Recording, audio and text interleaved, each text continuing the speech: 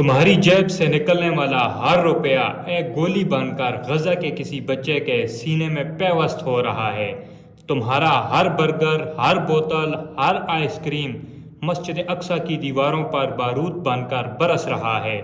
یہ صرف پروڈکٹس نہیں، یہ تمہارے ضمیر کا سودا ہے۔ اگر تم نے ابھی بائیکاٹ نہ کیا تو کل جب تاریخ لکھی جائے گی تم ظالم کے ساتھ کھڑے دکھائی دو گے۔ اٹھو امت مسلمہ، اب صرف پوسٹ کرنے کا وقت نہیں، اب پیسے روکنے کا وقت ہے۔ جب تک ایک بھی مسلمان سٹار باکس میں بیٹھا ہوگا اسرائیل قتل کرتا رہے گا، جب تک میک ڈونلڈ سے دھواں نکلتا رہے گا فلسطین جلتا رہے گا۔ یہ ویڈیو صرف دیکھنے کے لیے نہیں، یہ جہاد کا آغاز ہے، یہ بائیکاٹ کا اعلان ہے۔ اور اگر تم واقع ہی مسلمان ہو تو یہ جنگ تمہاری بھی ہے۔ اب فیصلہ تمہارے ہاتھ میں ہے، بائیکاٹ یا بے حسی۔ کیا صرف سوشل میڈیا پر پوسٹ کر دینا کافی ہے؟ کیا صرف ایک تصویر یا ہیش ٹیگ کسی غاصب ریاست کو روک سکتا ہے؟ کیا کبھی کسی نے واقع ہی صرف بائیکاٹ سے سپر پاور کو جھکا دیا ہے؟ آئیں وقت کے پردوں سے جھانک کر دیکھتے ہیں۔ یہ کہانی صرف فلسطین کی نہیں، یہ جنگ ہے ضمیر اور ضرورت کے درمیان۔ اویس ارشمان کی ویڈیوز میں ایک بار پھر سے خوش آمدید۔ ناظرین، 1880 میں آئرلینڈ میں ایک کسان انقلاب نے جنم لیا۔ ایک ظالم زمیندار کیپٹن چارلس بوائیکاٹ کے خلاف کسانوں نے کام کرنا چھوڑ دیا، بولنا چھوڑ دیا، اس کی زمین کو چھو کر بھی نہیں دیکھا۔ یہی وہ لمحہ تھا جب لفظ بوائیکاٹ پیدا ہوا۔ تاریخ میں بائیکاٹ سے بڑی سپر پاور کو جھکایا گیا۔ مسلمانوں اور ہندوؤں نے انگریز حکومت کے خلاف بائیکاٹ کی کال دی۔ قائد اعظم محمد علی جناح نے کانگریس کی وزارتوں کو یوم نجات سے مسترد کیا۔ یہ بائیکاٹ صرف سیاست نہیں تھا، یہ الگ قوم کے اعلان کی شروعات تھی۔ 1955 یو ایس اے میں روسا پارک کے واقعے کے بعد سیاہ فام لوگوں نے مقامی بس سروس کا بائیکاٹ کر دیا۔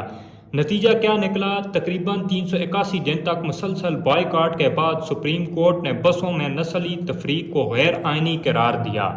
سبب: پرامن بائیکاٹ بھی طاقتور سیاسی اور قانونی نتائج لا سکتا ہے۔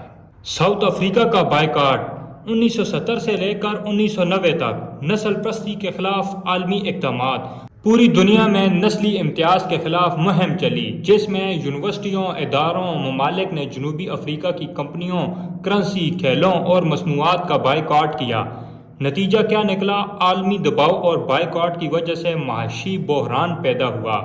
بالآخر 1990 میں نسلی امتیاز کا نظام ختم ہوا۔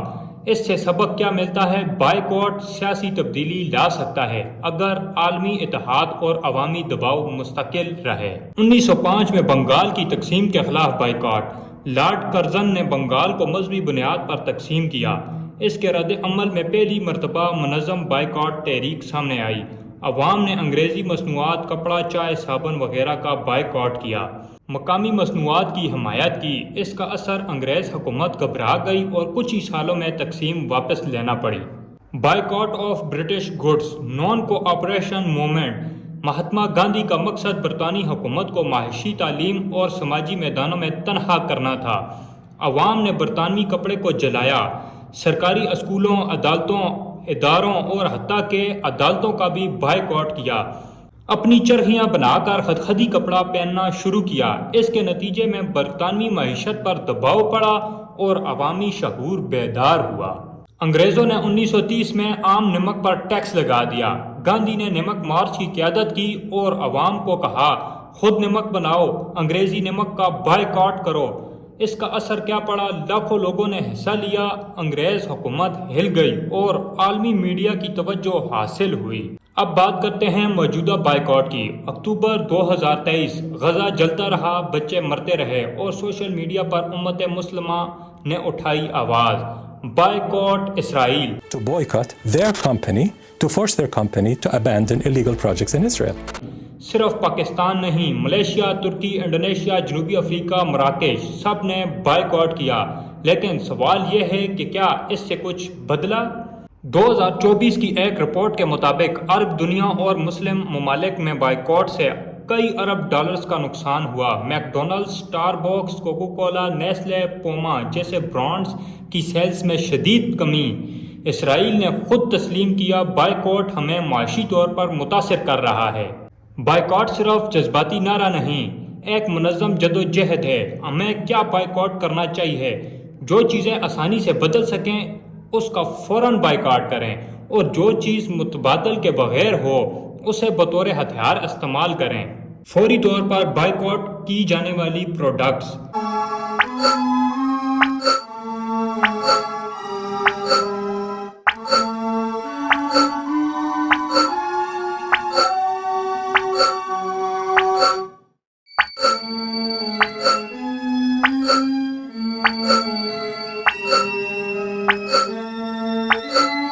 جو پروڈکٹس تم مکمل چھوڑ نہیں سکتے، ان میں ایپل، گوگل، انٹل شامل ہیں۔ آئی فون تم مکمل چھوڑ نہیں سکتے، لیکن اس سے آواز تو بلند کر سکتے ہو۔